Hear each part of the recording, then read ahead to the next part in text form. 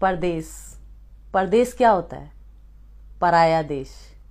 वो देश जो मस्तियाँ छीन लेता है, जवानी छीन लेता है, खुशियाँ छीन लेता है, अपने छीन लेता है और बदले में ढेर सारा पैसा देता है। वो पैसा जो वो खुद कभी यूज़ नहीं करते, अपने घर वालों को भेज देते हैं। वो पैसा जो वो अपने माँ बाप के लिए कमाते हैं, अपने बीवी बच्चों के लिए कमाते हैं, एक घर बनाने के लिए कमाते हैं।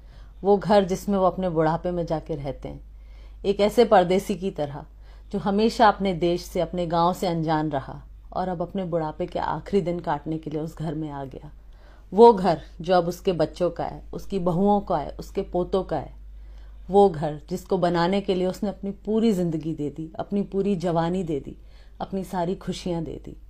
वो घर, वो गलियां जिन गलियों में जाने के लिए वो सारी जिंदगी तरसता रहा, उस प्यार